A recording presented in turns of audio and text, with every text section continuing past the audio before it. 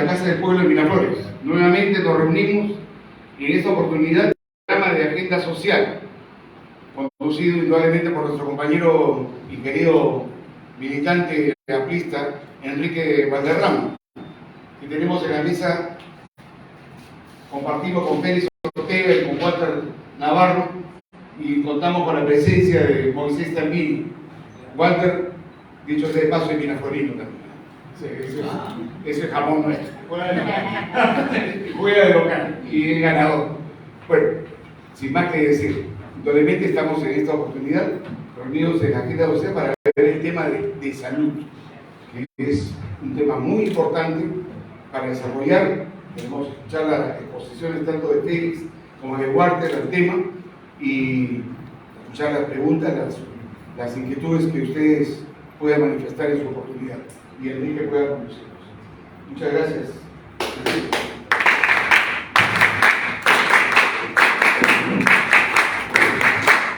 Queridos amigos, amigas, compañeros, compañeras, que nos acompañan en esta tercera sesión de la agenda social, de la construcción colectiva de la agenda social, con participación, naturalmente, de las bases del partido, expresadas en sus dirigentes y en su participación, de estupendos técnicos, políticos también, amigos del partido y militantes también del partido. Esta es la tercera sesión. La primera fue sobre la agenda sociolaboral, la segunda fue sobre la gripe en el Perú, y esta es sobre salud pública.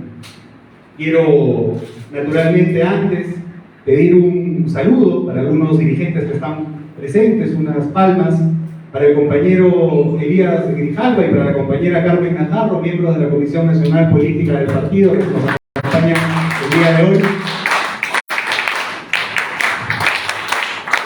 A mi querido compañero y gran amigo, secretario del Buró Nacional de Sindicatos del Partido del Pueblo, Eleodoro Calderón, por su presencia también. Muchas gracias por estar. A Ángel Sánchez, presidente de la Federación Peruana de Periodistas. Muchas gracias también por estar aquí.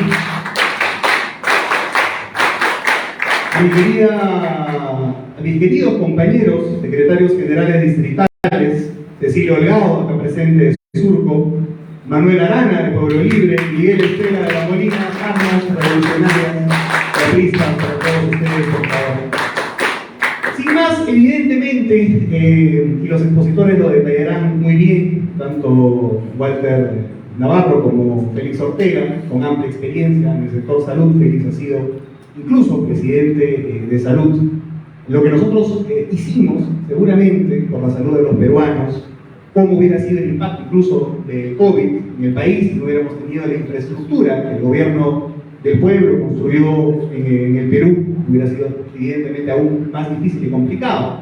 Pero sobre todo, algunas pautas concretas de cómo abordar un planteamiento de futuro. Conversábamos en la previa con Fernando Lindo, nuestro anfitrión, con Félix Ortega también, de algunos compañeros. Javier Morán también estaba justamente en la antesala. Y le decía que para hablar de lo que nosotros hicimos, lo que tenemos que enfocar es la promesa futura, es lo principal en este momento. Si nosotros entramos por las cosas que ya hemos hecho, a veces los oídos del pueblo se cierran. Pero si nosotros decimos, vamos a hacer determinadas reformas, vamos a hacer determinadas obras, vamos a construir determinada infraestructura, lógicamente ahí, evidentemente, el oído popular podría prestar atención. Lógicamente, en ese momento la interlocución sería, obviamente, la pregunta sería, ¿cómo lo pueden hacer? ¿Cómo pueden prometer ustedes? En 5 años podrían construir 45 hospitales. Bueno, pues hemos construido 42 el año pasado. Entonces, es más sencillo decirlo. ¿Cómo podemos construir un esquema potente de atención básica? Si hemos construido, seguramente Félix me puede corregir, como 100 UBAPs, unidades básicas de atención primaria, por ejemplo, durante el gobierno. Pero siempre yendo hacia la promesa. Quiero, antes de darle el uso de la palabra, no dejar de saludar también la presencia desde Lima Provincias de Antonio Mauricio Alor, miembro de la Comisión Nacional Política, acá presente también, para el cual pido fuertes palmas, por favor. Y evidentemente saludar a algunos de mis queridos compañeros que se han hecho presentes, algunos incluso ya asistiendo por más de una vez, compañero que lo veo acá presente ahora desde Huánuco, John Romero Yokia, para el cual pido también un fuerte aplauso. Mis compañeros del sector de salud, Elsa Mantilla, Pedro Marchena, que están acá presentes también, un fuerte aplauso. Y sin más, como el uso de la palabra a nuestro querido compañero Félix Ortega para la primera intervención, que es su parte, lo recibimos también con fuertes palmas. Muchas gracias por estar aquí. Viene desde Huancayo, fuertes palmas a nuestro querido compañero.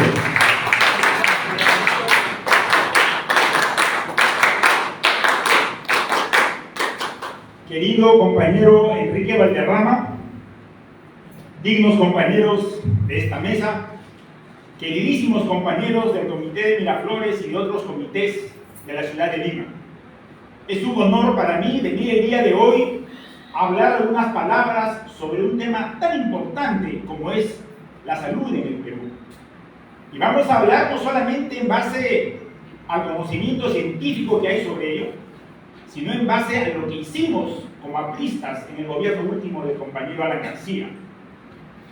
Es muy difícil, querido compañero Enrique, hablar de salud en 20 o 25 minutos, de tal manera que quisiera dar algunas pinceladas que creo yo deben ser la base para poder enfrentar este problema álgido que en estos años ha ido empeorando desde que el Perú dejó el 2011 el gobierno en manos de Ollanta, luego vino Kuczynski y todo lo que sabemos después.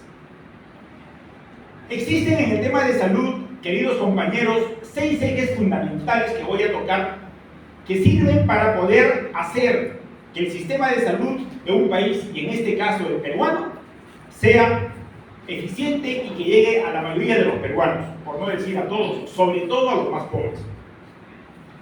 Siempre se ha hablado, por ejemplo, de la atención primaria. Se dice de que cada gobierno que ingresa va a hacer que el país tenga una atención primaria de calidad.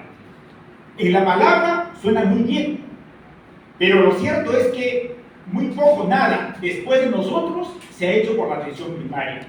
Pero quiero dar algunas ideas de lo que significa la atención primaria. La atención primaria, desde el punto de vista científico, queridos compañeros, es aquel sistema que permite atender las capas de enfermedad más simples, pero sobre todo prevenir enfermedades complejas.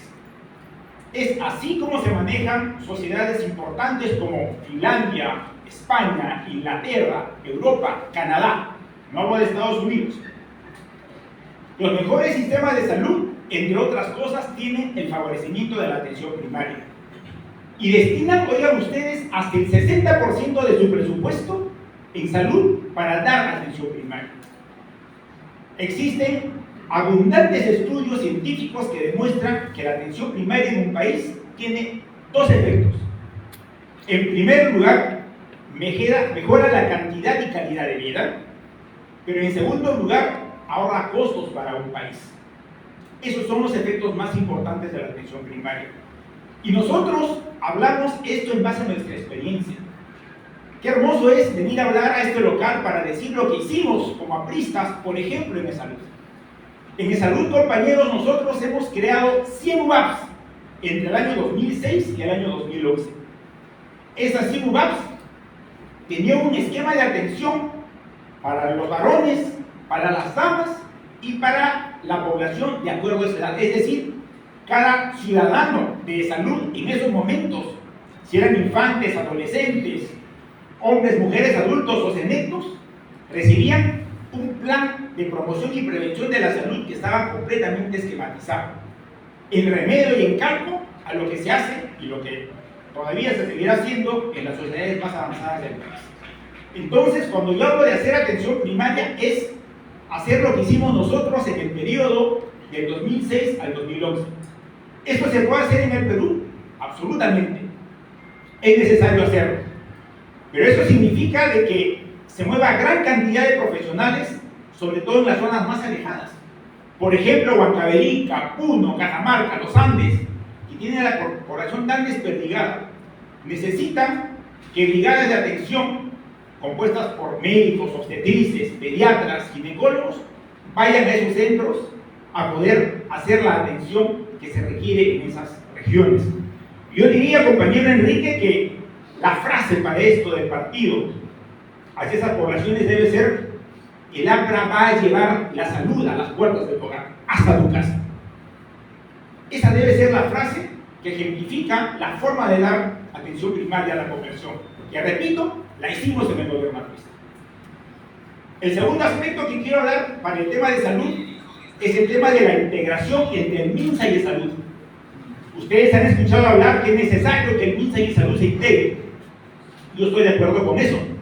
Sin embargo, como siempre nosotros hemos dicho, dos cojos no hacen una atleta.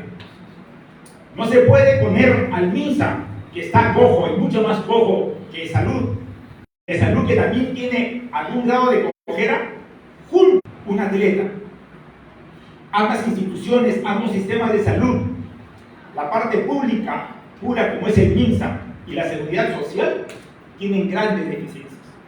Entonces, lo que proponemos nosotros, o deberíamos proponer como partido, es la integración progresiva del MINSA y de salud. Pero se tiene que hacer, ¿por qué? Porque todos los países desarrollados, europeos sobre todo, exitosos en el sistema de salud, tienen, queridos compañeros, un sistema único de salud. Esa es una verdad irrefutable. Así ocurre en Finlandia, así ocurre en España, así ocurre en Inglaterra, en Francia. ¿Y qué significa unificar?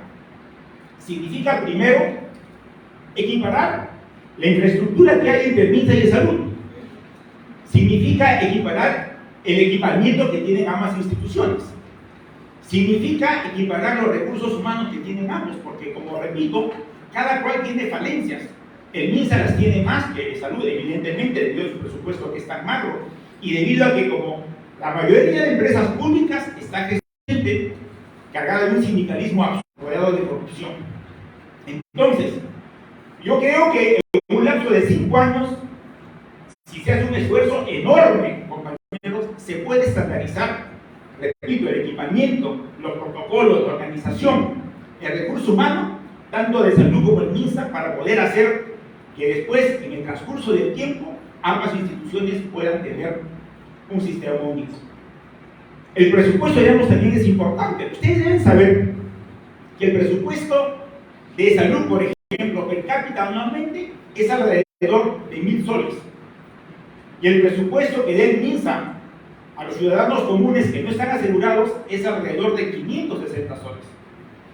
Entonces, mal haríamos en estos momentos tratar de equiparar el presupuesto de ambas instituciones no viendo recursos.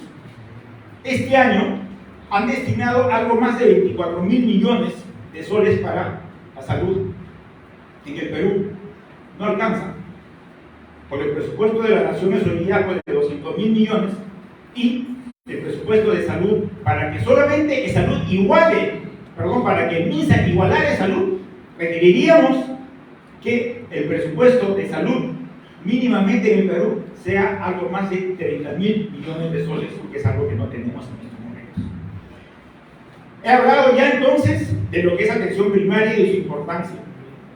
He hablado también de lo que es la integración progresiva de ambos servicios.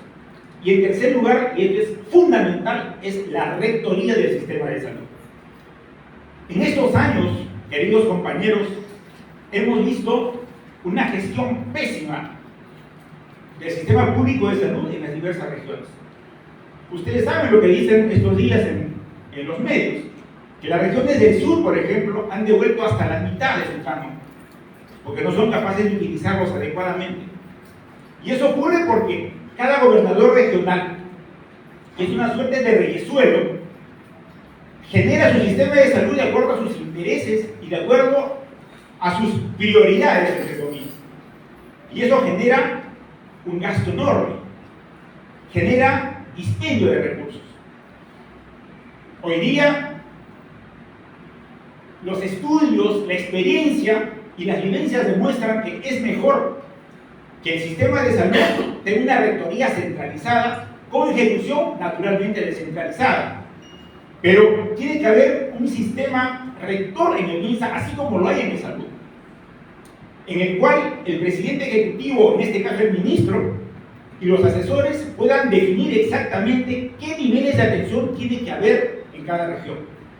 No puede ser que una provincia de 10.000 habitantes pretenda tener, por ejemplo, un hospital oncológico. No puede ser. Lo ideal fuera, compañeros, que en cada ciudad capital de región hay un hospital oncológico, un hospital de alta complejidad, varios que tengan mediana complejidad y mucho para que hagan atención primaria. Pero eso a veces no ocurre. Es por eso nosotros que en salud, por ejemplo, en la gestión que hicimos con Fernando Barrios, lo que hicimos es sectorizar el país: norte, centro, sur, Lima y oriente. Y al inicio, al menos, nuestro plan era con Fernando Barrios de hacer que ciudades como Chiclayo, Trujillo, Arequipa, Cusco, Huancayo, Iquitos tengan hospitales de altísima complejidad para que la gente, al menos en un inicio, se vaya. La gente del norte, la gente de Tacna, de Moquegua, se vayan a Arequipa.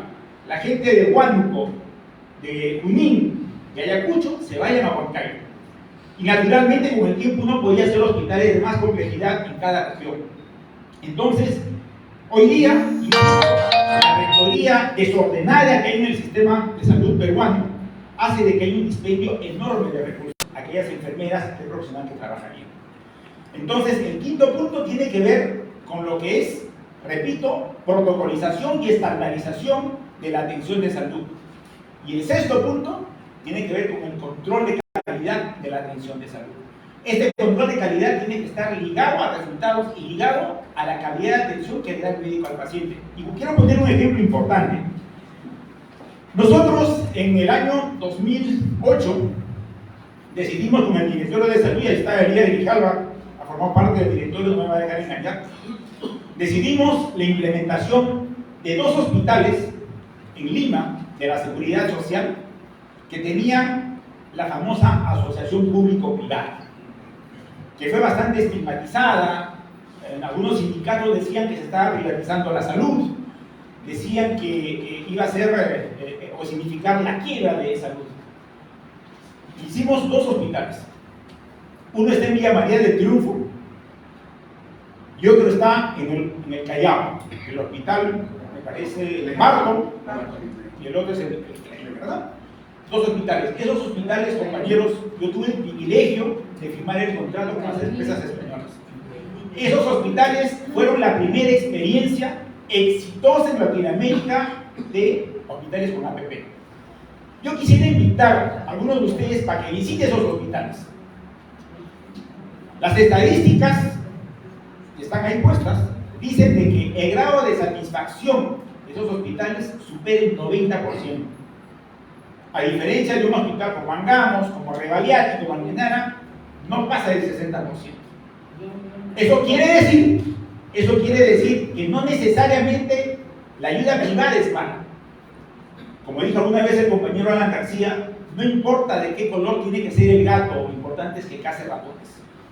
Y lo cierto es que no todo puede ser público, no todo puede ser privado, no estoy en contra de ello, pero lo que no pueden haber son monopolios, ni de los privados ni del público, porque si no, no hay lugar a generar calidad de atención. Entonces, compañeros, yo quiero terminar esta locución, para la cual he tenido 20 o 25 minutos, mencionando algunos puntos importantes que tienen que ver con una buena calidad de atención. Porque por último, compañeros, nuestro partido, siendo de izquierda democrática, tiene que tratar de dar ayuda a todos los peruanos, pero sobre todo a los más pobres, porque somos el partido de la justicia social. Y darle al pobre significa darle salud, educación, trabajo. Creo que hubiera sido más enriquecedora la presentación. No sé si se puede acelerar todavía, pero bueno, les voy a comentar en principio y hablar de que para Aya de la Torre no podía haber una revolución social en Perú y en América Latina sin una revolución democrática, a la que él llamó pan con libertad. ¿Escuchan? Pan con libertad. Ni pan sin libertad, ni libertad sin pan. Democracia económica, sí. Derecho a la vida, a la salud, al empleo, pero también democracia política, humanismo, libertad de expresión, pluralismo político, todo aquello que significaba el ejercicio de la libertad. Como él decía, entre el pan y la libertad, primero la libertad para luego poder exigir el pan. Eso nos decía Víctor Raúl. La justicia social es la esencia de la doctrina del Partido Aprista.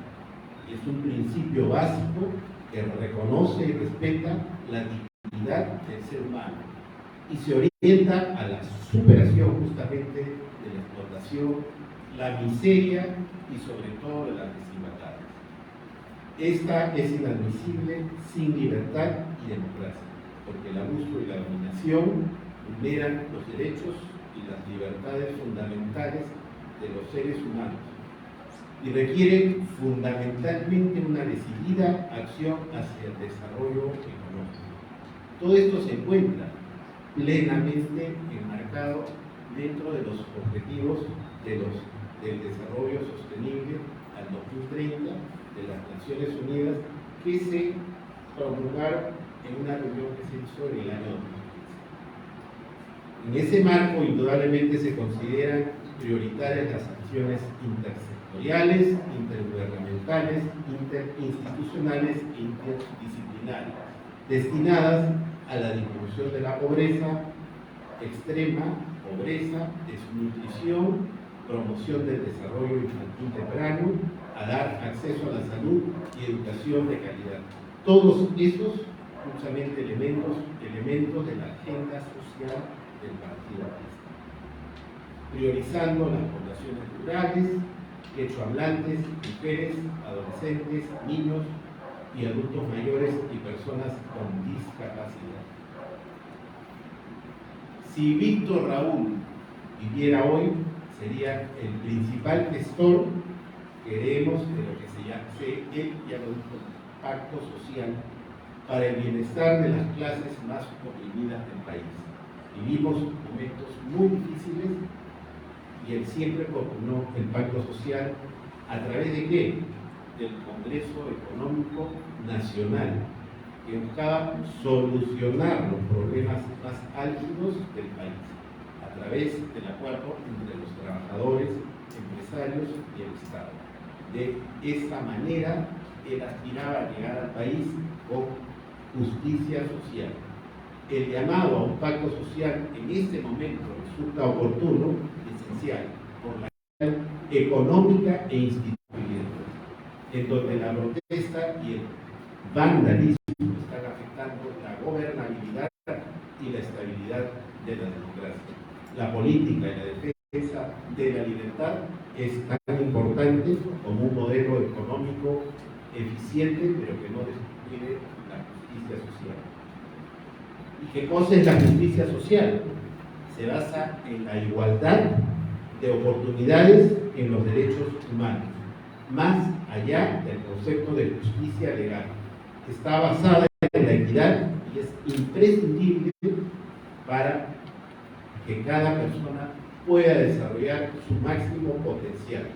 La equidad implica comprender la realidad y circunstancias de cada individuo. El APRA es el partido del pueblo y su compromiso desde la fuga de los pobres y también con las clases medias emergentes, que como hoy son los comerciantes informales, que lamentablemente están perdiendo mucho dinero con estos problemas sociales que estamos viviendo. Todo la política y planteamiento programático del Partido Aprista debe apuntar a la lucha contra la pobreza y la superación de esta a través de la educación y el trabajo. El aprista debe apoyar toda iniciativa pública o privada que apunte a mejorar la calidad de vida de los peruanos, al mismo tiempo de elaborar y proponer iniciativas que fortalezcan las oportunidades del sector informal para formalizar. Aproximadamente la mitad del mundo vive la vive en democracia y el resto del mundo en regímenes autoritarios. Hace pocos días el Perú dejó de ser considerada una democracia y pasó a ser un régimen híbrido. Y el Perú se ubica en el puesto 75 del ranking de índice de democracia. Con una población de 33 millones, está en el 51º lugar a nivel de economía en el mundo. Y su índice de desarrollo humano en el puesto 84.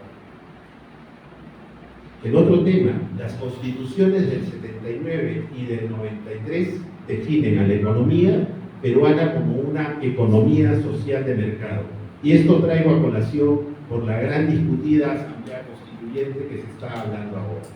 Ya el Partido Aprista en el año 79 hablaba y apuntó y reconoció la economía social de mercado. ¿Qué cosa es la economía social de mercado? Tiene dos componentes, el mercado con los privados y el Estado, que va a cubrir las necesidades a las cuales el privado no llegue. El Estado debe justamente evitar el abuso de posición de poder. Y ahí el problema. En el Perú, ¿se está cumpliendo eso? No. ¿Y por qué no? Lamentablemente la institucionalidad no está funcionando. Por lo tanto, el Estado no puede enfrentar a los privados, no lo quiere o por corrupción. Tenemos tres problemas estructurales que tienen que definitivamente generar problemas para esta justicia social. El empleo informal es que el Perú se ubica en el penúltimo lugar de empleo informal en Latinoamérica y solamente es superado por Bolivia. La pandemia justamente empeoró esta informalidad. Nuestro país tiene, como lo dije, la segunda tasa más elevada de Latinoamérica. Y dentro de ellos, las mujeres están en el 80% de la informalidad, mientras los hombres en el 70%. O sea, la precariedad es mayor en las mujeres que en el hombre. Otro problema estructural, la corrupción. De los 180 países evaluados en el mundo, el Perú se ubica en el puesto 105 de corrupción, lo que hace que sea más complicado el tema de solucionar los problemas. En salud, obviamente, la corrupción es bastante importante y en los gobiernos regionales muchísimo. Al Perú, ¿cuánto le cuesta la corrupción?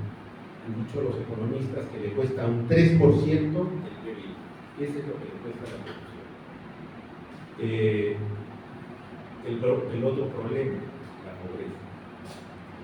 Poner en agenda el debate de cómo complementar el enfoque monetario. Acá hablamos de dos temas, de la pobreza monetaria y de la pobreza multifuncional, que es la que reconocen como que es más compleja. En la pobreza monetaria hemos perdido aproximadamente un 4% en relación a los 10 últimos años. No tenemos en el Perú el manejo multidimensional de la pobreza. No lo tenemos aún. Y esa es, creo, una deuda que se tiene que hacer en el gobierno, porque ahí tiene que generarse una serie de cosas, como por ejemplo el tema de la salud, el tema de la educación, son parte de la medición de esta pobreza multidimensional y que tiene que ver mucho con el concepto de enriquecer. Las pérdidas económicas que deja la crisis política es el otro gran problema que vivimos. La inestabilidad que estamos viviendo ha hecho que la deuda peruana sea declarada, se haya rebajado por las instituciones o por las empresas internacionales. Hemos bajado, nos han puesto como deuda peruana en PPP para los economistas en esa situación. Y estamos en una época de terrorismo. Estamos con el terrorismo. Creo que todo eso son elementos que van y están influyendo en el tema de la salud. Finalmente voy a hablar como parte de un problema que nos ha atravesado como sociedad, el tema de la pandemia. Creo que el COVID visibilizó y agudizó nuestras debilidades como sociedad y como institucionalidad. El viernes, voy a decir, el 6 de marzo del 2020, se confirmó el primer caso de coronavirus en el Perú, lo que generó la tasa de mortalidad más alta del mundo, por 100.000 habitantes. Tuvimos el peor manejo de la pandemia en el mundo. Quiero hacer una reflexión ahí. La vez pasada tuve una invitación en un webinar del Banco Mundial y hablaron varios exministros de salud. Ellos estaban hablando sobre la resiliencia y la salud mental. Entonces decían que en muchos países como Brasil, por ejemplo, el tema de la salud mental ha llegado a permear en toda la población y lo han enfrentado de una manera tal que están trabajando con una población que hasta el 50% ha sido afectada. La pregunta y la reflexión que le hago. Perú, que tuvo el peor manejo de la pandemia en el mundo y que los sistemas de salud no funcionaron y que tuvimos además un gobierno perverso este año y medio que no hizo nada con la salud mental, ¿cómo ha podido permear en la población, afectar a la población? Y yo me pregunto si toda esta situación que estamos viviendo, esta situación que estamos viviendo ahora, es parte justamente de esa inestabilidad emocional de muchos de nuestros pobladores.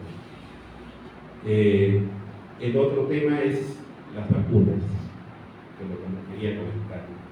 Que lamentablemente todavía hay muchos países del mundo que no han llegado a vacunar al 100% de su población. Y ahí se habló y se habla de algo de la ignominia de nuestro tiempo, que fue y que es la inequidad de las vacunas. Ha habido mucho negocio por parte de las empresas transnacionales, pero también hay otro tema ahí que lo conversamos el día de hoy. La vacuna china, a la cual nosotros pusimos porque nos colocaron, no solamente los miembros de la salud, sino toda la población, ¿funcionó o no funcionó? ¿Fue realmente un negocio de corrupción del gobierno de México? Lo comentábamos el día de hoy porque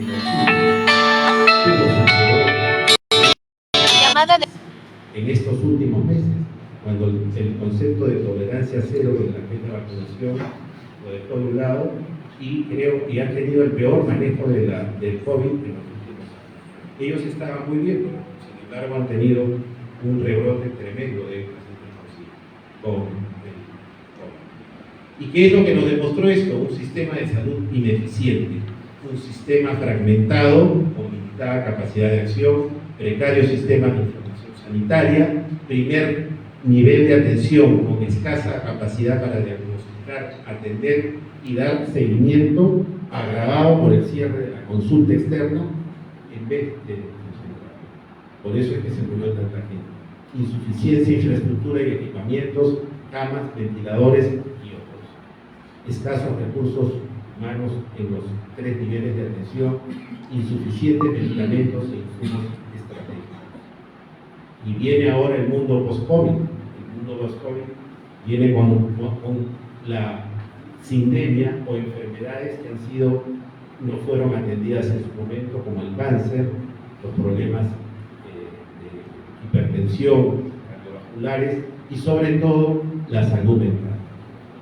El 25 de septiembre, como lo comentaba, del 2015, los líderes mundiales se juntaron y crearon o lanzaron la Agenda de 2030 que recoge los 17 objetivos del desarrollo del milenio. Dentro de ellos está el tema de la salud. Y dicho esto, ¿qué cosa es una política pública? Porque finalmente nosotros lo que tenemos que elaborar y plantear como partido políticas públicas son conjuntos de acciones estructuradas para solucionar problemas que están generando en una población, en la población peruana. El problema que tenemos, el primer problema fundamental que tenemos, el acceso universal a los servicios de la salud, que está contemplado en nuestra Constitución. Lo tenemos. Debemos promover la participación ciudadana en la gestión y evaluación de los servicios de salud. Nosotros tenemos una política sectorial y lineamientos, y la política sectorial está en el Ministerio de Salud en una visión hasta el 2050. Los ejes están dados para fortalecer las acciones contra el COVID, preservar la vida y la salud y asegurar el desarrollo infantil. Y se basa en 2020, el Ministerio de Salud promulgó el documento técnico Modelo de Cuidado Integral de Salud por Curso de Vida para la persona, familia y comunidad. En este modelo, lo que se plantea es que desde que nace el niño o el ser humano es atendido de acuerdo a su estado de etapa de vida. Y esto está a su vez trabajado en lo que se basa el modelo del sistema integrado de salud. En los artículos 7 y 9 de la Constitución establecen que todos tienen derecho a la protección de la salud, la del medio familiar y de la comunidad. Lo que yo quiero traerles es algunas propuestas, no les voy a hablar de los diversos niveles de gestión que ya lo conocen. El problema de la salud es fragmentada y los gastos directos que son bastante, el gasto de bolsillo resulta siendo muy alto en la población peruana.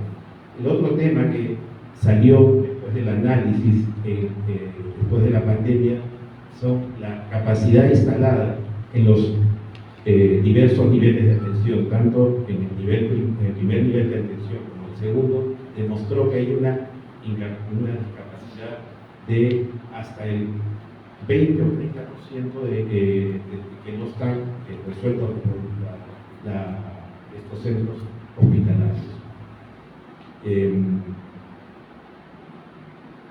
El aseguramiento implica que todas las personas y comunidades reciban los servicios de salud que necesitan sin dificultades financieras. El CIS se ha convertido en la aseguradora con un mayor número de afiliados por el 61% casi el 62% de los servicios del país. Lamentablemente, sus servicios son de baja calidad por un personal médico mal calificado y mal pagado. Y además hay una falta de acceso de capacidad resolutiva.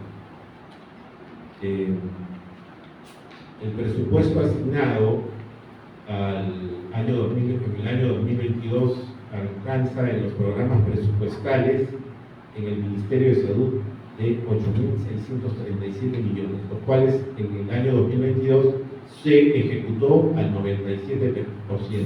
En el año 2023 el presupuesto y el cual deberá ser presentado en el periodo de salud, seguridad ciudadana, alimentación saludable, medio ambiente adecuado, agua y electricidad, conectividad, protección social y programas sociales, vivienda y construcción, servicios básicos de agua y saneamiento genéricos. Acá quiero hacer el reparo que tenemos un sistema de DIGEMIT que lamentablemente, en vez de ser la solución, es un problema. Y una de las recomendaciones es que este DIGEMIT debería solamente aprobar con la autorización o con el concepto de la FDA o de la entidad reguladora europea. Lamentablemente nos hace muchos problemas.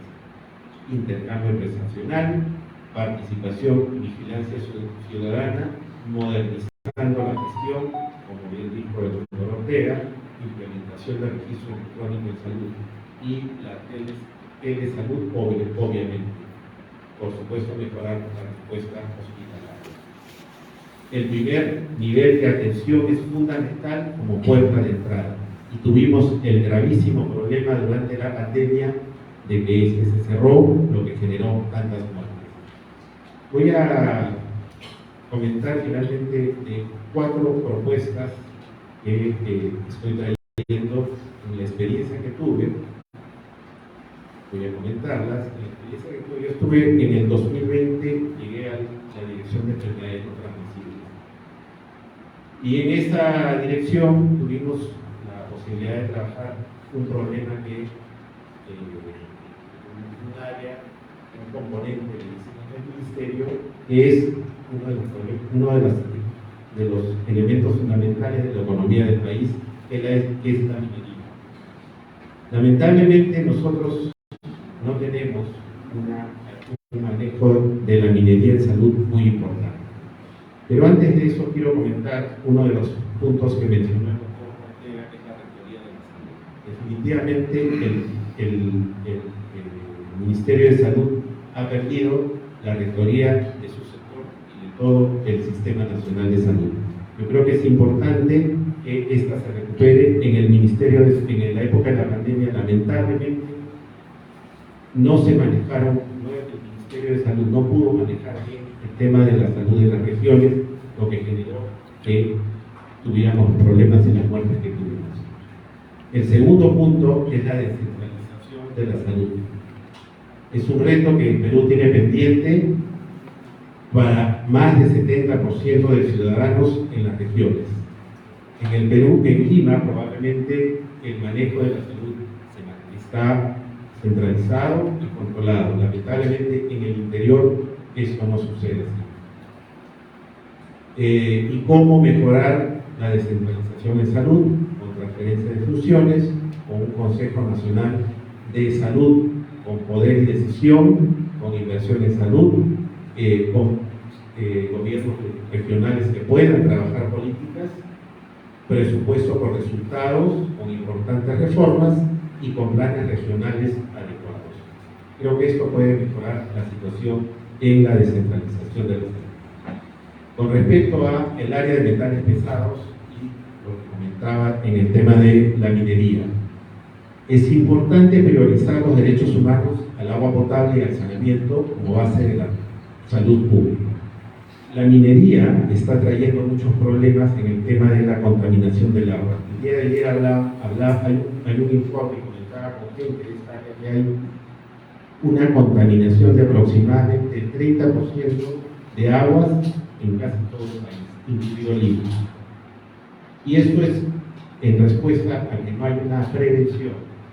No hay una prevención, porque si se trabaja con filtros, como hicimos en algún momento en algunas ciudades del interior, estos factores, estas contaminaciones, sobre todo de arsénico, plomo, mercurio, pueden disminuir. Siendo un país eminentemente minero, se hace necesario una política pública de salud en minería articulada con el Ministerio del Ambiente, de Energía y Minas, y así como con la Autoridad del Agua.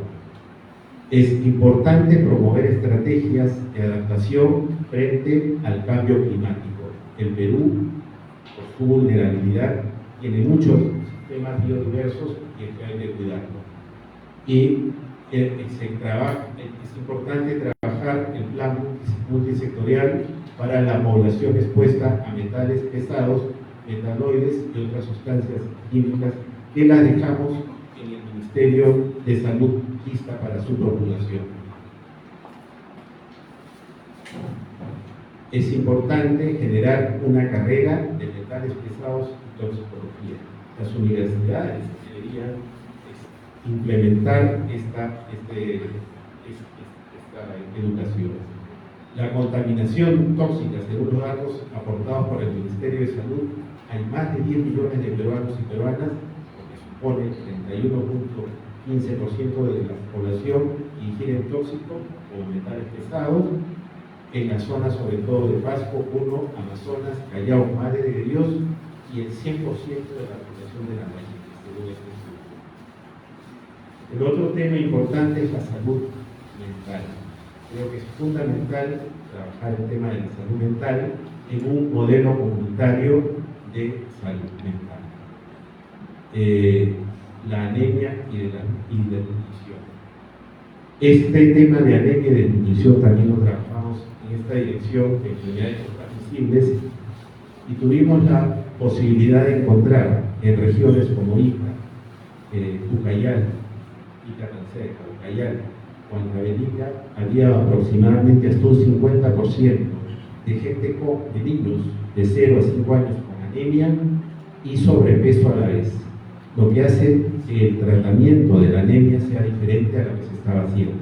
¿Y por qué el tema del sobrepeso se está dando en el país? Y se debe principalmente a cambios muy rápidos en el sistema alimentario, sobre todo en el uso de bebidas ultraprocesadas. Es importante, ya en el gobierno, cuando fue ministro un compañero, Abel Salinas, en la cual tuvimos la oportunidad de apoyarlo, se lanzaron la alimentación saludable con los fructógenos, que tuvo en su momento mucha oposición de mucha gente. Lo logramos sacar, sin embargo creo que es insuficiente y lo que se tiene que hacer es prohibir el uso de alimentos ultraprocesados y bebidas gaseosas. Está trayendo el problema de la anemia y el sobrepeso a la vez. Una política pública responsable debe enfocar el estudio integrado de ambos extremos de estas enfermedades nutricionales, que en muchos casos consisten en el mismo individuo. Esta alimentación saludable tiene que correlacionarse con el tema de la seguridad alimentaria. Y he traído un trabajo que encontré, lo quiero comentar finalmente como parte de esta reflexión. La población mundial ha alcanzado 8.000 millones de personas. El cambio climático, los impactos ambientales, humanos amenazan nuestra seguridad alimentaria. Investigadores de la Universidad de California publicaron recientemente una revisión científica que demuestra que las microalgas y otros organismos microscópicos similares a plantas podrían ayudar a alimentar a la creciente población mundial de manera más sostenible que los sistemas agrícolas actuales. El tema es que se sabe que los alimentos lácteos o la alimentación con animales generan mucha contaminación ambiental. Y la propuesta es justamente investigar. Nosotros que tenemos un mar muy importante, podríamos comenzar a trabajar esta propuesta de alimentación con microorganismos. Eso es básicamente lo que quería traer como reflexión, como investigación, y no sé si hay algo más que quisiera comentarles, pero los chicos en todo caso podemos discutir. Muchas gracias.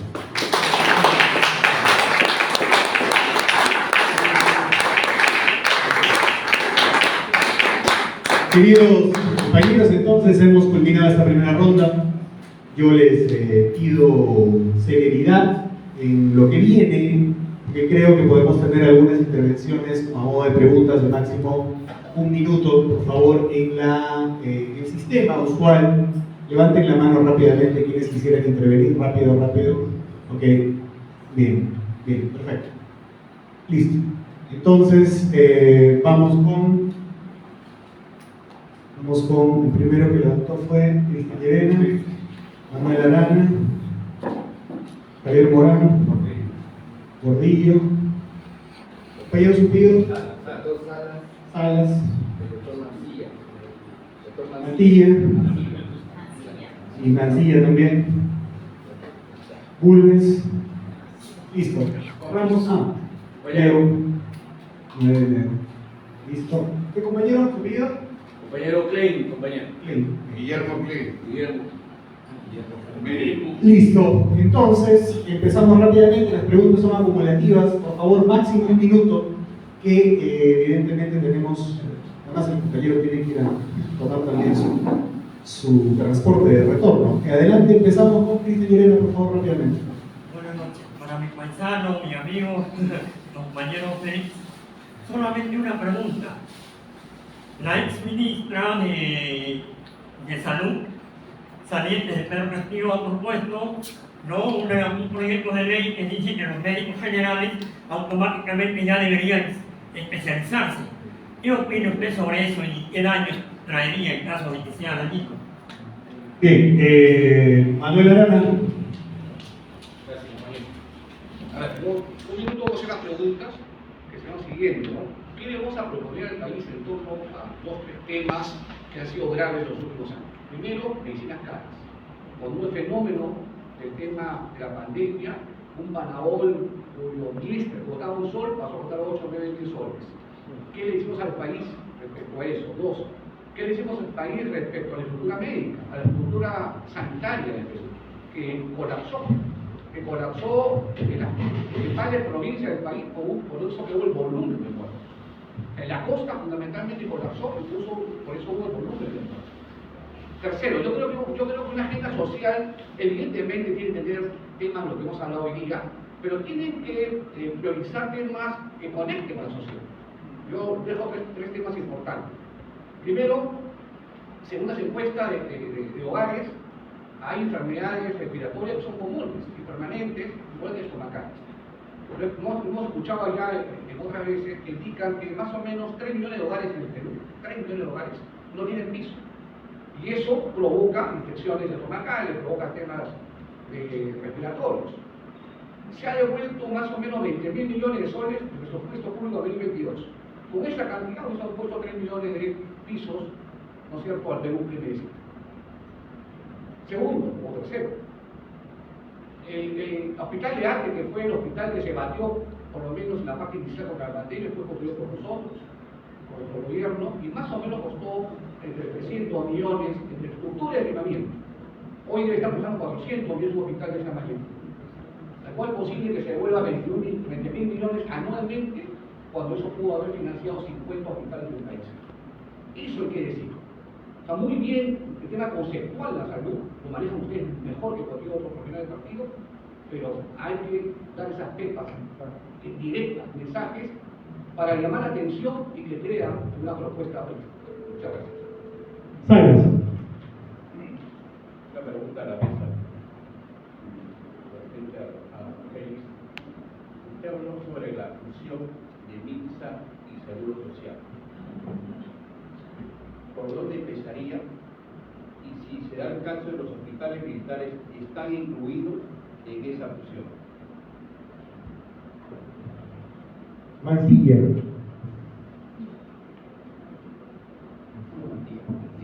Sí. Víctor García Palacio, médico enfermero de salud, ANGAMO, que ya ha hecho referencia. Quisiera recordar a los compañeros que el Partido Aprista, durante el gobierno de Barrios y de nuestro compañero Ortega, ¿no?, llevó de 6.000 millones de soles de presupuesto a 11.000 millones, y justamente también en esa proporción la población asegurada. Prácticamente casi se duplicó la población asegurada en salud. Desde esa fecha a la actualidad casi es poco lo que se ha subido con el tema de seguridad social. El partido de la izquierda plantea siempre universalización de la salud, pero los apristas tenemos el corazón en la seguridad social. Nosotros no podemos pedir seguridad social para todos los ciudadanos. Nosotros tenemos que salud para todos los ciudadanos izquierdistas. Nosotros tenemos que pedir seguridad social para toda la población, para todos. Entonces, este es el primer punto que debe partir de todo plan de salud en cuanto a las políticas, ¿no?, de salud que vayan acompañadas de jubilación, lactancia, ¿no?, discapacidad, etcétera, ¿no?, bono de maternidad y todos los beneficios sociales, ¿cierto? No podemos hacer lo mismo que hace la izquierda, que no ha tratado en todas sus áreas, y los médicos de la federación una vez nos enfrentamos en ese, porque he estado en el Sindicato Nacional también, entonces nos enfrentamos, después de haber sido director en el periodo tercista en Monclús, pasamos al otro lado, al sindicato, y nos bajamos a Álvaro Vidal, que en su momento cuando ingresó dijo, todos salen, y todos salimos, todos salimos, pero también él después salió como corrupto, como que metió a su hijo a Mitra, como que era incapaz, porque metió a Carquín, metió a Rino García, y sindicalista, pero que no tenían ninguna formación en gestión. Entonces, eso todo lo que quería recordar, y que planteemos un poco el principio de todo el plan en proponer una seguridad social para todos. Digamos, entonces, Bulnes. Buenas noches, compañeras, compañeros. Yo quería consultar a la mesa las expresiones de los doctores Félix Ortega y Walter Navarro han sido sumamente interesantes. Yo quisiera consultar si para concretizar las líneas directrices de la agenda social de la del siglo XXI en el sector salud, si se considera la constitución de la Carta del 79 en tiempos de la Torre o si basta con la Carta del 93 de tiempos de.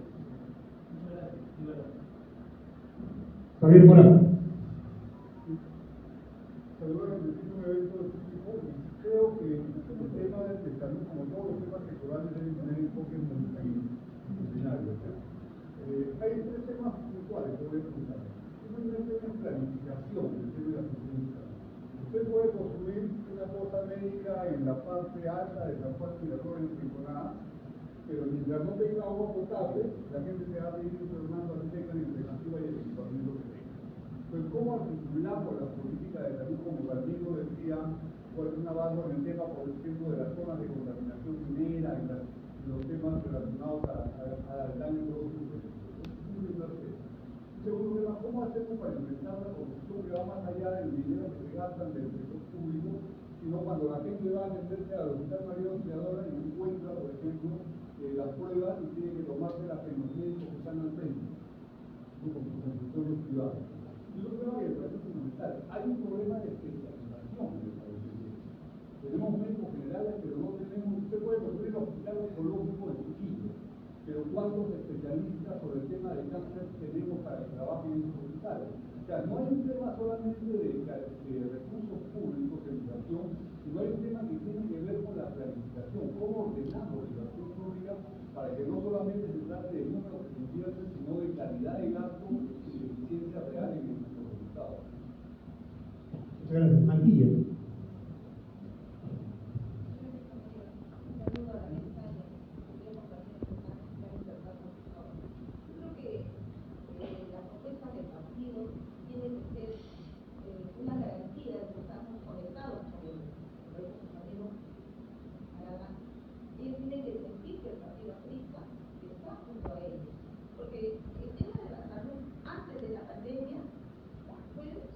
Una realidad y después de la pandemia, ha habido una fuerte inversión en equipamiento y la verdad es que la respuesta de la seguridad social ha sido muy rápida, un 1%.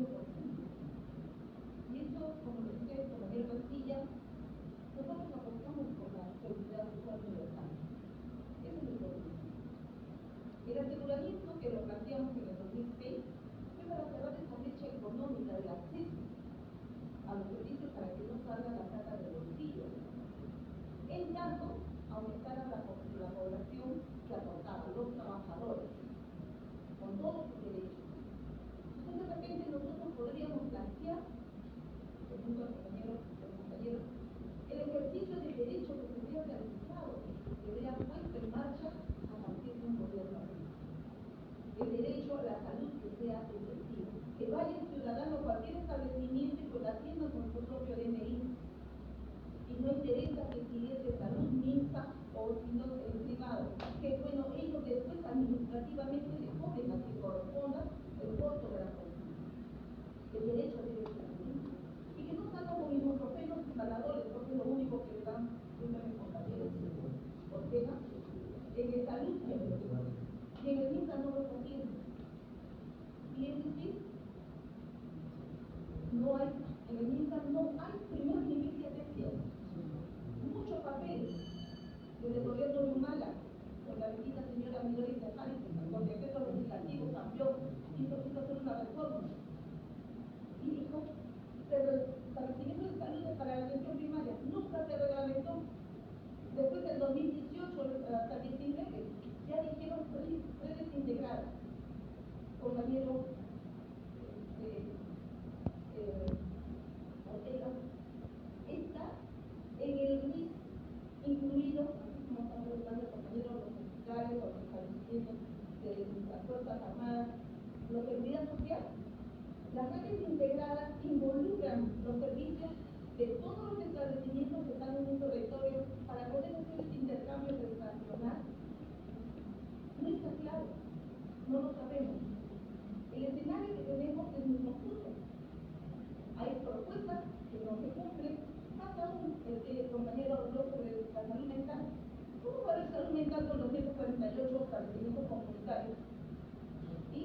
5.000 profesionales psicólogos y encima para el 2023 le han reducido el presupuesto en un 40%. Las vacunas no llegamos ni al 70%. Tenemos que trabajar bien una propuesta y yo le agradezco a la invitación porque eso nos da una direccionalidad para poder apuntar a dónde es donde debemos actuar. ¿Qué es lo que necesita la gente, como decía el compañero Alan García, durante el 2020? Entonces yo les pregunto, ¿tienes que vamos a poder trabajar esta propuesta de atención primaria, que es un tema bien brillado, con cómo estamos? ¿Cómo lo podemos articular de manera interesante? Gracias, compañero. Gracias, Gómez. Muy breve nomás. Primero saludar a la presencia del compañero Valderrama y después saludar felicitar al compañero Fernando por haber tenido esa generosidad y esa apertura de hacer estas reuniones demostrativas que hacen bien a los compañeros de la comunidad y a los demás compañeros presentes. Pregunta breve al compañero doctor Félix Ortega. En la época de Bueno García, el presidente de salud, el compañero Barrios, yo creo que casi los 5 años del gobierno, desde el 2006 al 2010, ¿no? Es una gran gestión. Lo mismo que Darío Leco, que estuvo un poco menos tiempo, ¿no? La pregunta es, ¿qué haría el partido en caso de ser gobierno y sobre todo en el sector salud ante toda esta situación terrible que vive? Compañero pidió la palabra.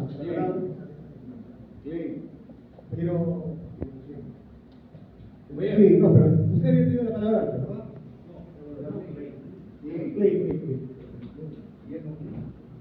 Compañero, buenas noches. Compañeros de la mesa, permítame simplemente unos segundos de un preámbulo. Yo me siento muy honrado porque los miembros que están en la mesa, compañeros que los conozco, el compañero Félix, yo he trabajado en la sección primaria, UBAT en Huaycap, y más de 100 UBAT, unidades básicas de atención primaria, que pudieron llevar la prestación de primer nivel a nivel de seguridad social, que la seguridad social apostó a la atención primaria de 2006 al 2011, como lo ha señalado el compañero Félix. Pero también el compañero Félix se olvida de las CAP.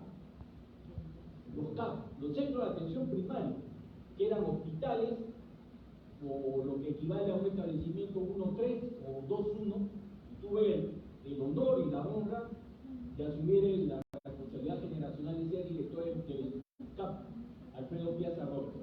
¿Qué hicimos en Alfredo Piazza Robles? Hicimos la atención primaria, basado en nuestros indicadores de desempeño, hicimos crédito, hicimos vacunación, y eso trae votación que el Perú alcanzó dentro de alrededor del año 2010-2009, fuimos el mejor país que tuvo, para la redundancia, el mejor sistema de inmunizaciones a nivel de América Latina.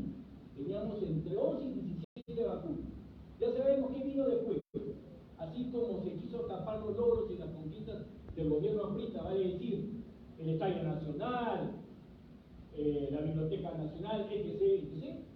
También nos tumbaron el sistema de inmunizaciones que había costado y que fuimos el primer país en América Latina que derrotó a la hepatitis B, y el Perú fue de los primeros países que puso la vacuna contra la hepatitis B de forma gratuita. Disculpen por haberme entendido en ese, pero creo que era necesario señalar. Se habla, como ha hablado bien la compañera de Samantilla, de la famosa RIS. La RIS aparece en 2019, salió la ley, se reglamenta en el 2020, en plena pandemia, y nos pone el reglamento de la RIS, las redes integrales en salud, que como bien lo ha dicho la compañera, reúne a todos los establecimientos públicos y privados para dar una prestación de salud dentro de una unidad territorial. Pero ¿qué ha sucedido? ¿Ha devenido en qué?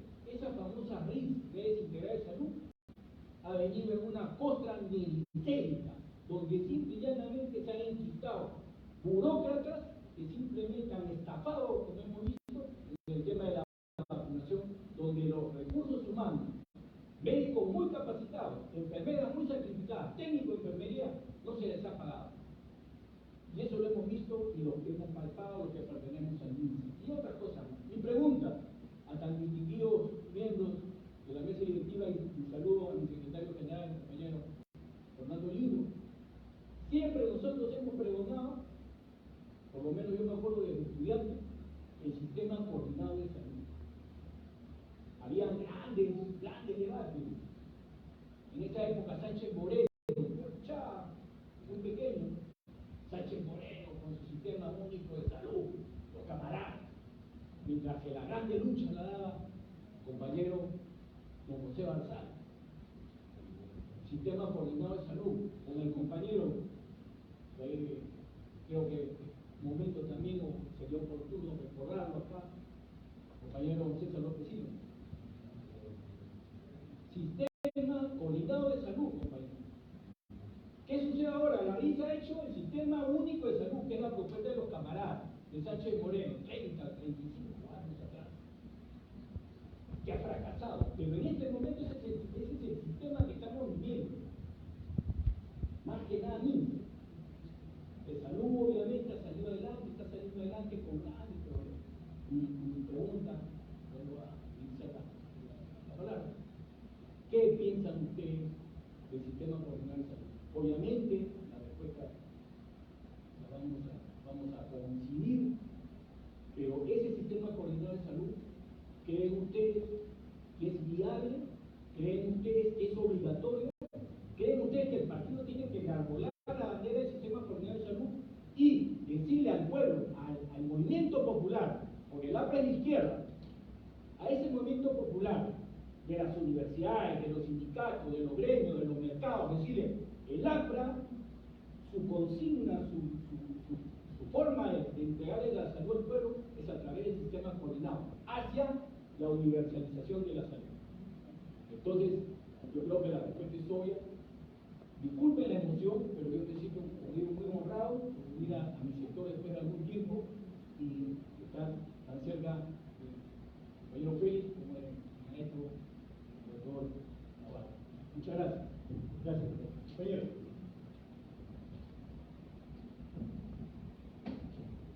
Voy a ser lo más breve y lo más simple posible. Aclaro que no soy médico, sino soy abogado. Pero hay algunos compañeros presentes, como Elías y Calva, que saben cuál ha sido mi trayectoria al servicio de la seguridad social. Quisiera saber si se ha contemplado en los planes que se van a formular lo que se llaman los médicos de barrio. Se ha mencionado en algún momento, y lo ha hecho el compañero Félix Ortega, que en algunas ciudades como Londres, los niveles de atención primaria se llevan a cabo. Efectivamente se llevan a cabo a través de los llamados médicos de barrio. Sé que los médicos de barrio fracasaron en Huancayo simplemente por la corrupción de Cerrón, pero eso no quiere decir que el sistema sea malo.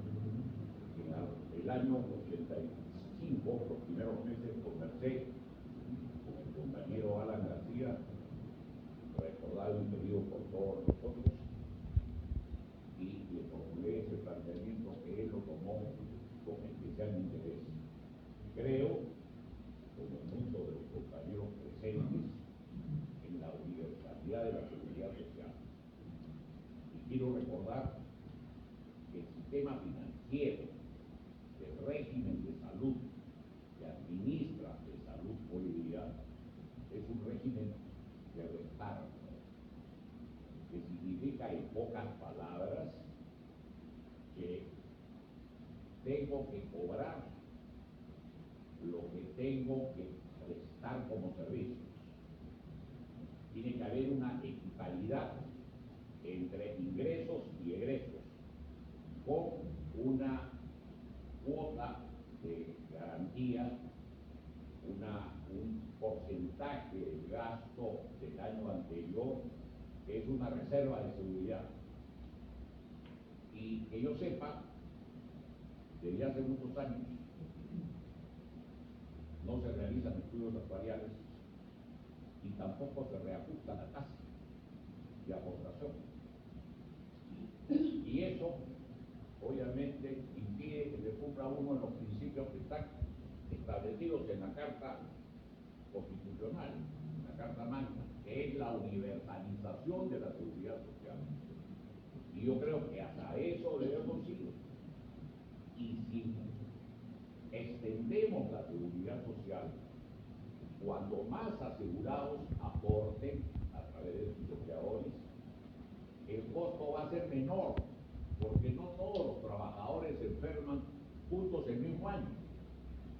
Hay una tasa que ustedes, los técnicos, manejan perfectamente mejor que yo, que soy abogado. Y otro rubro, que es el último que voy a mencionar, es que durante la gestión parlamentaria de nuestro compañero Moisés Tambini, se estableció que la retención de las aportaciones constituía delito.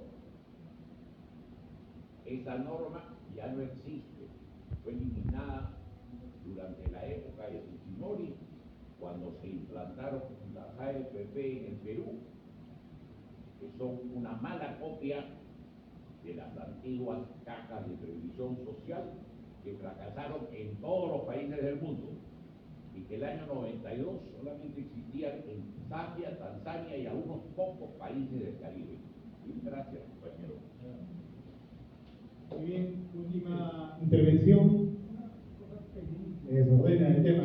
10 segundos. 10 segundos, Carlos.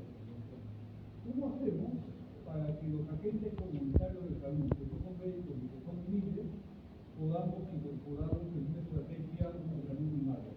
El compañero del fondo y Rino rápidamente cerramos, por favor. Adelante. 10 segundos. Gracias, compañero. Buenas noches. Saludos a todos los integrantes de la mesa. Lo que quería un poco consultar, en todo caso comentar, respecto a lo que ya se ha dicho inicialmente a lo que es la atención primaria. Hoy, después de pandemia, entendemos que el sistema de atención primaria es lo más deficiente que tenemos. Y digo lo más deficiente porque realmente no hay atención primaria, ¿no? Y entonces, los últimos 40 o 50 años, quienes están menores de 50 entenderán más que el esfuerzo que ha hecho el partido del 2006 al 2011, importantísimo por cierto, pero la población identifica que el sistema de salud peruano es malo. Y así lo identifica. Y efectivamente, en un lenguaje que entienda la población, no los técnicos, no los académicos, sino en el lenguaje que entienda la población, ¿qué hacemos para que esa atención primaria sea eficiente y efectiva? Que llegue exactamente a atender a todos los ciudadanos. No estamos hablando en este caso de los compañeros, sino estamos hablando de la población en general, de los 33 millones de peruanos. Porque entendamos, los datos los manejan mejor ustedes, el 80 o el 90% de atención es atención primaria. Sin embargo, no hay esa atención primaria adecuada porque la gente no recibe eso. Finalmente, solo nos miran, nos dicen, conversando, nos dan un tratamiento y a la semana te das cuenta que ese tratamiento y Intercom tiene el 83% del mercado, es prácticamente un monopolio. Desapareció Pasa, BTL, todas las farmacias que ya ahorita son a cuarto y par. Yo me voy hacia una farmacia y un medicamento está 100, 200 soles. Voy a la competencia que prácticamente no es una competencia porque es lo mismo. Pertenece al mismo grupo. Entonces, si en la ley está que no se puede reconocer,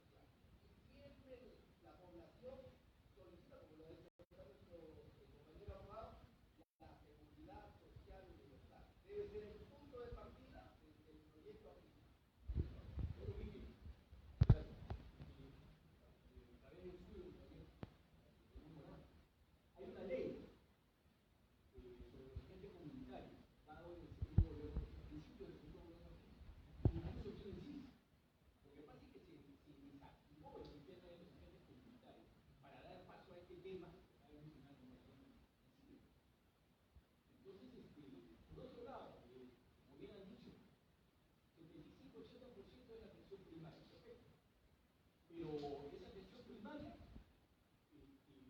no es que no esté funcionando. Esa atención primaria está utilizando hospitales como Loaiza, como 2 de Mayo y como otros hospitales nivel 3 y nivel 1, no estén con la gente trepando los muros. O sea, hay que tener un poquito también de entendimiento y un poquito de prudencia. Muchas gracias, querido compañero. Yo realmente estoy profundamente emocionado de que el tema haya causado la expectativa y las preguntas determinadas. Para cumplir escrupulosamente con la proyección, esto tiene que terminar a las 10:05. Cada expositor tendrá para responder escrupulosamente. Pido por favor ser exactos con el tiempo, 10 minutos, y luego vendrá el cierre final que estará a cargo de mi querido compañero Moisés Carrillo de Valle. Por lo tanto, 10 minutos iniciales para Félix Ortega. Muchas gracias, apreciado compañero Enrique. Agradezco las participaciones de los compañeros porque nos permite aclarar algunos conceptos que se han perdido en la conferencia. Quiero comenzar hablando de dos cosas, de la fusión entre MINSA y Salud y la atención primaria. Si ustedes recuerdan, justamente han sido dos aspectos primigenios que hablar. Atención primaria, en segundo lugar, hablé lo que es la integración entre MINSA y Salud, que están relacionados. ¿Por qué? Porque uno ha preguntado, ¿cómo hacemos para fusionar ambos? ¿Qué se requiere? ¿Lo hacemos de un momento a otro o qué se requiere? Y la respuesta es la siguiente, compañeros. Nosotros tenemos que avanzar hasta un sistema integrado de salud. Llámese salud universal, llámenle seguridad social universal, lo que deseen. Pero lo concreto es, sea cual fuere el nombre que tenga, el sistema de salud en el Perú, para que sea exitoso, sí o sí, compañeros, tiene que ser único. ¿Por qué? Porque así lo dice Inglaterra, de donde viene el sistema de salud cubano, compañeros. El médico de barrio, que ahora usted, querido compañero, es un médico que existe en Inglaterra, hasta ahora. Entonces, eso ocurre en Finlandia, eso ocurre en Suecia, en Noruega. Todos esos países, compañeros, tienen sistema de salud único. Y a ver, para poner un ejemplo, usted cuando va a Inglaterra y llega a estudiar a lo que fuere, deja su dirección en migraciones y a la semana, yo le digo, a la semana le llega a usted una carta que dice: señor Félix Ortega, bienvenido a Inglaterra, usted tiene que pasar su chequeo médico anual, gratuito, para saber si está enfermo o lo que fuere. Y a esa persona la registran, la inscriben y le obligan a hacer su chequeo anual, como tiene que ser. Evidentemente, ese tema de atención primaria en el Perú aparentemente es sencillo, pero no lo es tanto, compañeros, porque claro, en las ciudades, Lima, Huancayo, Piura, ahí hay urbanismo, entonces se pueden colocar las UAP. Yo creo que el mejor molde, compañeros, y de eso tenemos que sentirnos orgullosos los apristas, el mejor molde de atención primaria lo es de salud.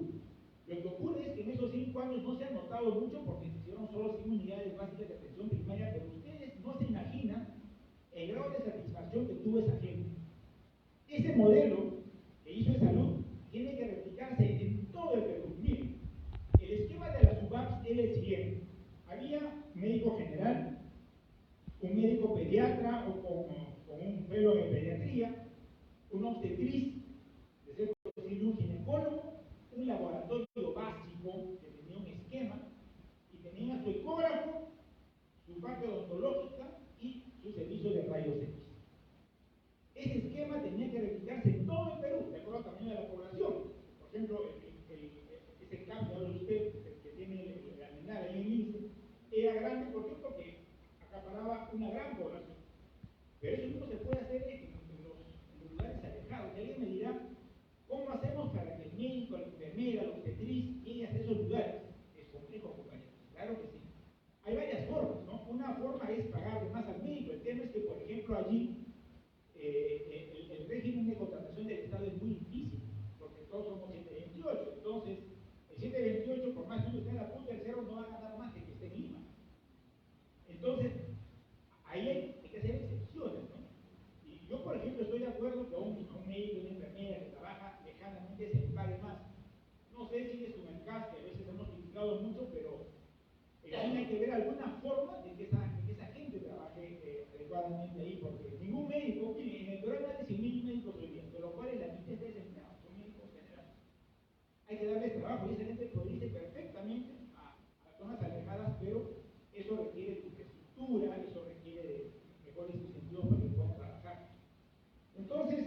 El tema del médico del barrio, sí, es totalmente lógico. Y yo creo que es algo más. Por ejemplo, no se debería permitir, en un sistema ideal de salud, compañeros, que un niño se inscribe en el colegio para estudiar su jardín, su primero de primaria, si no tiene todas sus vacunas, si no tiene sus constancias de que ese niño ha sido chequeado anualmente en su posta de salud. Así de fácil. Y si en la universidad, oye, tú tienes que tener, aparte de haber pasado tu secundaria, tienes que haber tenido tus chequeos anuales que se te van a dar para tu edad y para tu sexo. Imagínense ustedes eso, compañeros, aunados a un sistema de, ahora se podría hacer, oiga, un sistema satelital de historia clínica. El médico que está en la selva donde puede, lo coloca en su laptop, está con el satélite, ahora se puede hacer eso. Y prácticamente tendríamos la información en la punta del dedo. Por eso he hablado de atención primaria, he hablado de la fusión y he hablado de un sistema electrónico digital de historia clínica. Un Google, compañeros, exactamente igual. El Estado peruano lo puede hacer, por supuesto que lo puede hacer. Oigan, se han ido 18.000 millones de dólares a la semana que entró este miserable Pedro Castillo. Con eso tenemos para hacer el tren de la costa, tenemos para cerrar prácticamente el red hospitalaria. Dicen, en el MINSA, no lo sé, yo no trabajo en MINSA, dicen que la red hospitalaria en MINSA es alrededor de 40.000 millones de dólares. Oigan, con la cantidad de plata que se ha ido y con toda la corrupción que ha habido en el gobierno de Castillo, les juro que se podía haber hecho muchísimo para hacer esa brecha. Entonces, ahí me preguntó cómo juntamos. Mi modesta opinión, compañeros, es que la fusión de MINSA y de salud tiene que darse precisamente allí, en la atención primaria. ¿Por qué? Porque es sencillo. Porque los paquetes de atención se hacen, repito, en virtud a la edad y al sexo de cada ciudadano. El molde de cómo se hace local, sea en una zona urbana, en la zona dispersa, ya está dado. Entonces, esa es la respuesta, compañeros. La atención primaria tiene que ser el primer punto de enlace entre MINSA y salud. En segundo lugar, está en el equiparamiento de la infraestructura. Evidentemente, el MINSA tiene más déficit que salud. Evidentemente. Por eso dicen que el déficit de hospitales en el MINSA es de 45 millones. Habría que ir progresivamente avanzando. Yo sí creo, compañeros, que en un periodo de 5 años, el partido puede decirle a la gente, compañero Enrique, el APRA te va a llevar la salud a tu casa. Y eso se puede hacer, compañero. Es una frase que suena hasta hermano. Vamos a llevar la salud a tu casa. Y con eso estamos haciendo la parte básica de lo que es la fusión entre MINSA y de salud. Que podrían estar perfectamente los hospitales militares también. Ahora, alguien me pregunta si deben estar juntos o separados. Yo creo que eso no tiene mayor importancia porque el presupuesto es el mismo, el equipamiento es el mismo. Los profesionales tienen estandarizaciones, protocolos y todo. No tendría por qué ser necesariamente obligatorio que el militar se tenga un hospital creado especialmente para ellos. Pero la cosa va así. Y naturalmente, luego de hacer atención primaria, de mejorar la infraestructura del MINSA, habría que tratar de generar más presupuesto para los hospitales de MINSA, porque yo puedo construir hospitales, pero si no tengo cómo mantenerlos, compañeros, es un problema. Y ahí viene otro tema. Algunos dicen que el presupuesto de salud en un país debe ser el 8% del PIB. Yo lo veo como un poco ilusorio, es difícil, no estoy de acuerdo. El PBI de Perú el año pasado ha sido 550.000 millones de dólares. De soles, perdón, 550.000 millones. Es todo lo que produce el Perú. El 8% de ello es alrededor de 50.000 millones de soles. Estamos en 24.000. ¿Podríamos llegar a eso? Es bien difícil. Miren, en el Perú, el salud tiene un presupuesto de 1.000 soles por persona al año. En MINSA tienen 600, 700. Yo creo que sería excelente que el Estado hiciera un esfuerzo para tener al menos de inicio esos 1.000 soles. Y quiero también, compañeros, eso lo estudiamos con algunos funcionarios que estuvieron en salud conmigo. Una vez que uno tiene los hospitales ya construidos con la brecha cerrada, el presupuesto per cápita para un peruano con 1.500 soles al año sería suficiente para dar una atención bastante digna a toda la población. Mientras tanto, el Estado debería empezar con darle a todo el Perú atención primaria de salud. Y luego ver cuál es la patología más importante y prevalente que se le pueda dar a toda la población. Si hay más plata, Por ejemplo, la cobertura al 100% de cáncer de cervix que afecta a todas las mujeres. Pasas a otro nivel, la cobertura al 100% a los que tienen cáncer renal. Pasas a otro nivel, la cobertura a todos los que tienen TBC, es decir, había que ver prioridades, y eso se hace con el estudio epidemiológico, que Cita Mantilla lo sabe perfectamente, y lo tenemos bien en el Perú. Entonces, ese es más o menos el esquema. Hablar de medicinas caras, sí, miren, la legislación tiene que cambiar. En salud, por ejemplo, nosotros compramos medicamentos en la época que estamos en gestión, pero ¿qué pasaba? Que había una empresa Ave Pharma, ¿no es cierto?, que por ser peruana, tenía doble de puntuación para vender sus medicamentos. Entonces, no obstante, vendía más caro que otros y Salud tenía que comprarle porque por ser peruana, la empresa ganaba, pues, por más que cobraba más, porque esa era la legislación. De repente está bien para decir que aprovechemos a los peruanos. Lo concreto es que yo particularmente, compañeros, no tendría por qué tratar en este aspecto diferente a los peruanos de los extranjeros. Yo abriría legislación internacional para que los medicamentos de India, de Pakistán, obviamente con una calidad, con un control de calidad adecuado, puedan ingresar al Perú sin ningún problema. Pero eso en nuestra época no lo pudimos hacer, había una férrea oposición en el Congreso. Yo recuerdo que los congresistas de la oposición no permitían ni siquiera que habláramos de ese tema, pero no toqué en mi primera intervención el tema de las medicinas porque para mí eso es muy sencillo, compañeros. Simplemente abre el mercado al nivel internacional y se acabó el problema.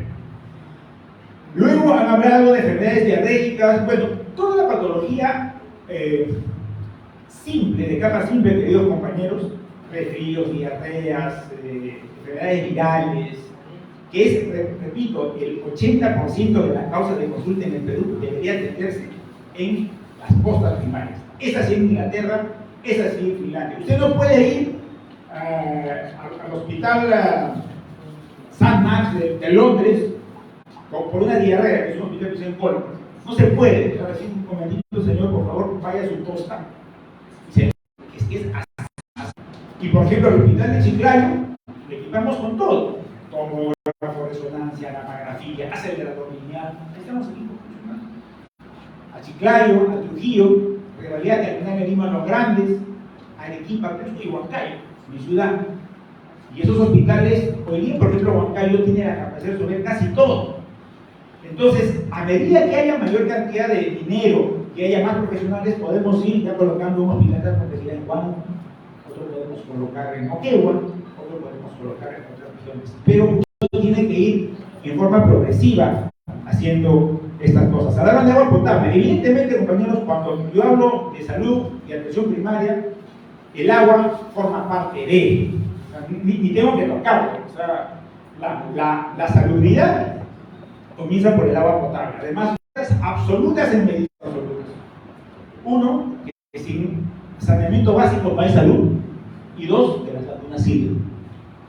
Son dos verdades absolutas y eso tenemos que meternos en la cabeza. Aportaciones de salud. Bueno, nosotros quisimos hacer 30 hospitales en salud. Y Vitocho, el gran Vitocho, con quien debatí en un programa de Nicolás Luca, gran canalla, porque Vitocho fue el que hizo que el año 2011 el plan, por ejemplo, de comprar para Huancayo un acelerador lineal tenía el presupuesto y otras obras más, era como 150 millones de soles. En enero del 2011, cuando ya estábamos en el último año de gobierno, no podíamos ejecutarlo, porque NAFE nos cerró el caño. Por obra y gracia de quien de Vitocho, por eso nunca se olviden. Vitocho fue el gran destruidor, no sé si hablo bien, un destructor de la seguridad social. Acción Popular, nunca se olviden de eso. Han hablado de la titulación automática. De hecho, hay un reglamento, compañeros, que permite que algunos médicos que están ya un tiempo ejerciendo la profesión puedan titularse, pero no es automático.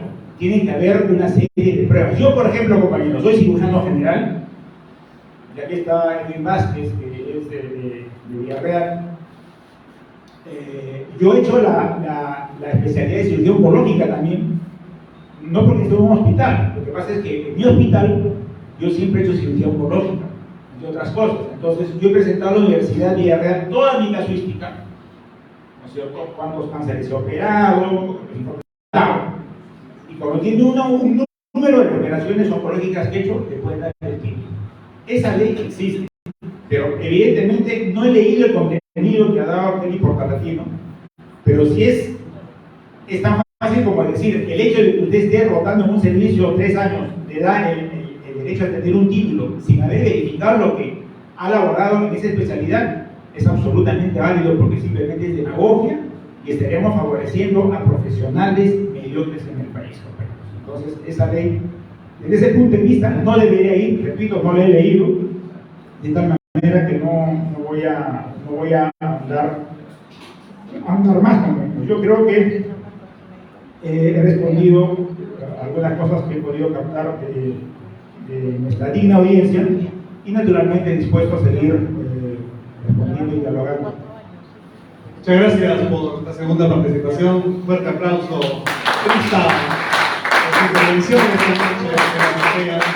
para sus palabras finales. Walter Navarro, por favor, adelante. Quiero felicitar al compañero Lito y al compañero Valderrama por esta discusión de la salud. Acá no se agota el tema, por el contrario, creo que es una pincelada y un grano de arena que estamos colocando para poder discutir el gran tema de la salud. Y antes que me olvide, lo que decía el compañero Pepe Ortega es que se llama especialidad por competencia. Entonces, ya más o menos 5 años y el profesional podía especializarse. Alguna universidad, la Villarreal, todavía mantiene este sistema, pero creo que debería ser más estricto y rígido porque tengo a un profesional en mi hospital que por ese sistema, y como era de lapicito, rápidamente se logró la especialización. Entonces hay que tener mucho cuidado. Yo voy a reflexionar porque creo que hay que refundar el tema de la salud. Cada gobierno ha implementado una serie de cambios y modificaciones y yo voy a comenzar por en la época que rotaba o estaba como director en el Ministerio de Salud, la Escuela Nacional de Salud Pública pensaba que podría, y pensábamos, y lo hemos comentado con el ministro en ese momento, que podría servir como un centro para la discusión de políticas públicas. Entonces, para mí, la Escuela de Salud Pública es una propuesta que debería plantear la discusión de las políticas públicas en salud, que no la hay, donde puedan participar todos. Es cierto, la señora Presta tiene unas ideas claras, concretas de lo que es la salud, pero creo que se puede crecer con otra mirada de otros políticos y otras vertientes. El derecho a la salud, indudablemente, implica que haya este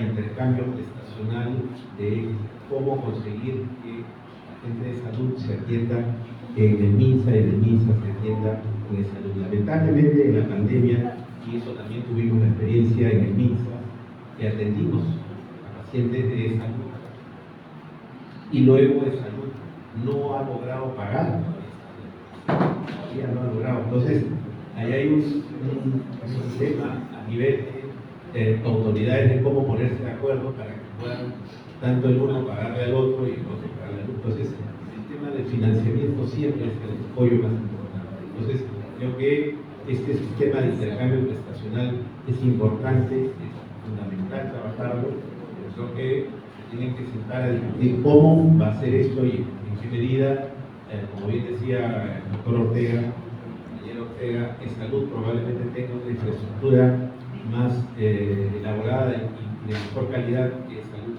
que MINSA, pero ahí también quiero comentar otro hecho. La falta de uso de justamente la infraestructura tanto de MINSA como de salud. Pudiera usarse, como lo hacen en otros países, como lo hacen en Taiwán, como lo hacen en Asia, trabajar turnos de tarde e incluso hasta turnos de noche en algunas especialidades, porque hay infraestructura que está ahí desperdiciándose en la tarde y en la noche. Entonces, podría usarse el personal de salud, hay médicos que están diciendo que no tienen trabajo, se puede contratar para que hagan determinadas atenciones en estos horarios que no se están usando. Es otra reflexión que viene. Luego, a dónde coincido con el compañero Ortega, que creemos que justamente este punto de unión debería comenzar en la atención primaria de salud. Y quiero recordar que la atención primaria de salud fue trabajada por un compañero de Ginebra, David Tejada. Él hace muchos años lo trajo acá en Perú y él es el padre quizás de toda esta criatura, que un compañero, como siempre, ha traído cosas muy interesantes.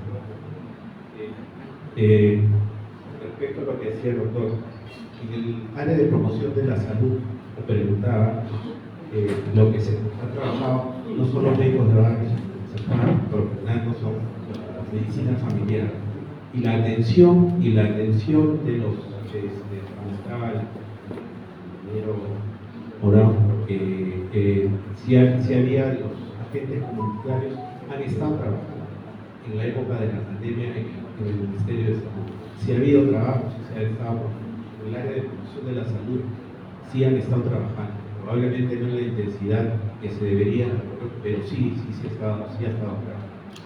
No sé si ha habido más o menos agradecer nuevamente a todos.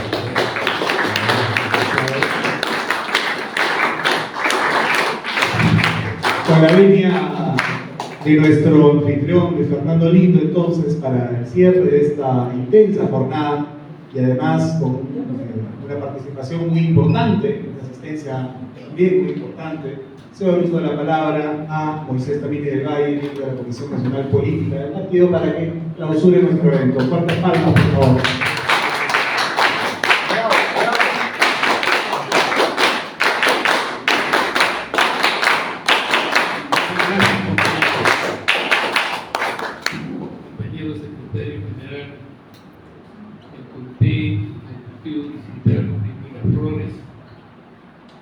Felicitaciones por todas las jornadas que vienes realizando en beneficio de nuestro partido.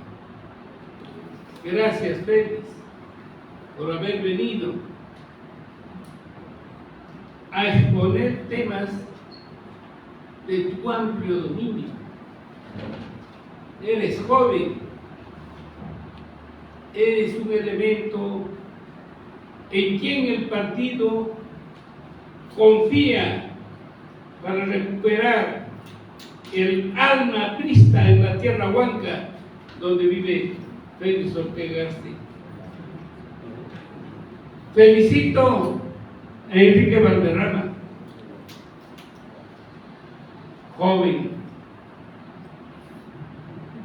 que es toda una promesa para el partido.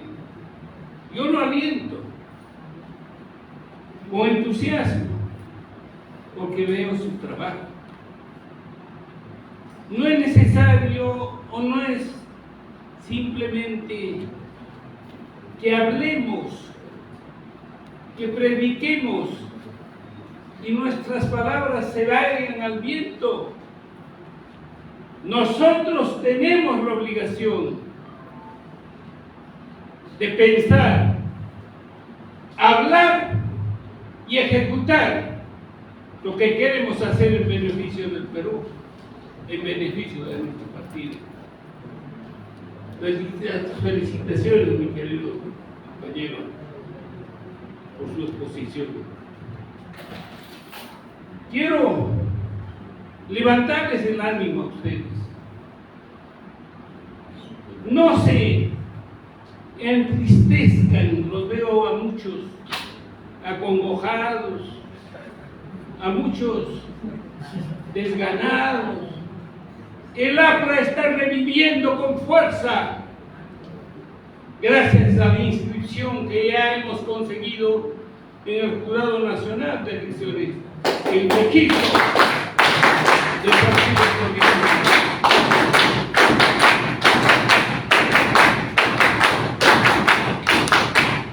Esa labor, compañeras y compañeros, es producto del trabajo denodado de nuestro compañero Enrique Melgar, secretario de Organización y Movilización del partido, de nuestra compañera Belén García Mendoza, de compañero Pepe Pimentel, también huancaíno, Melgar también huancaíno, fíjense cómo ¿no? Es en realidad un trabajo que han hecho denodadamente, esforzadamente, silenciosamente, hasta que se ha logrado la inscripción. Hemos recibido 2 taches miserables de los sin sustento jurídico. Eso no va a prosperar, ni puede prosperar de ninguna manera. Desde quién o quiénes han interpuesto esa tacha, los miserables, unos comeachados, unos vendidos. Imagínense nomás que ese Raúl Nombrecilla, siendo abogado de Castilla, de ladrón, de sinvergüenza que merecidamente está preso. En esas circunstancias, de dar las espaldas a su protector, a su patrocinador, al hombre que le pagaba con dinero del Estado sus jugosos honorarios y emolumentos. De tal manera, compañeras y compañeros, levantemos nuestra fe, nuestra esperanza. Ha llegado el momento en que nosotros los viejos pasemos a un costado y demos la oportunidad a gente joven que está surgiendo en la ciudad.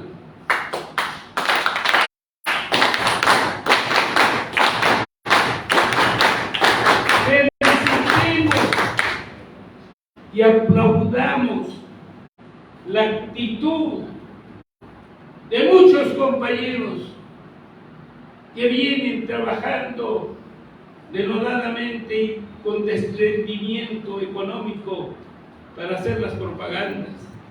Es el caso del compañero Marco Antonio Arunati, que coordinando con el Comité Ejecutivo Nacional y también con mi persona, no habría visto ustedes ninguna pinta a favor de nadie personalmente, sino para levantar la imagen de nuestro partido. Te felicito, Marco Antonio, y te agradezco también. Sin embargo, hay gente que critica, ¿qué cosa? ¿Por qué tienen que hacer? Y gente que no, compañero, hagan. Esa gente que critica dentro del mismo partido es la gente que nunca. Pero están reclamando que se les dé un puesto, un sitio, etc. No. Recuerden, compañeras, compañeros, el ejemplo que nos ha dejado Víctor Rebolledo, hijo de familia acomodada, familia artillada, pero se inclinó a abrazar la libertad y la democracia, y nos ha dejado un instrumento político extraordinario, como dice el compañero, para que nosotros podamos pan con libertad, porque libertad sin pan no vale nada. pan con libertad, pero el pan sea producto del esfuerzo, del trabajo, porque todos debemos llevar los alimentos a la mesa de nuestros hogares con el sudor de nuestra frente, de forma honesta. Compañero, sé que el compañero Félix Ortega Álvarez, hijo de mi gran compañero Félix Ortega Arce, con quien tanto hemos luchado en nuestro departamento, en Huancayo, antes de que yo me viniera a vivir a Lima. ¿No? Entonces le digo, compañeras y compañeros, conviértanse ustedes en genuinos dirigentes de nuestro partido, de nuestro movimiento. Organicen, concienticen sus actividades o en las bases del partido para pregonar, para desair, para convencer de todo cuanto hizo el APRA del gobierno. No nos olvidemos jamás de Alan García Pérez, quien nos enseñó el camino para llegar a Palacio de Gobierno por la puerta grande de la democracia, en base al respaldo y el aplauso popular. Bravo.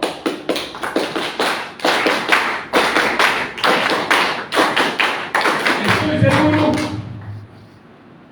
que pronto, en las próximas elecciones, volveremos al Palacio de Gobierno, con la frente en alto, porque somos limpios de corazón toda la vida, porque siempre hemos sabido la escuela y los principios que nos ha dejado nuestro jefe Víctor Hugo. Termino mis palabras haciendo unas vivas.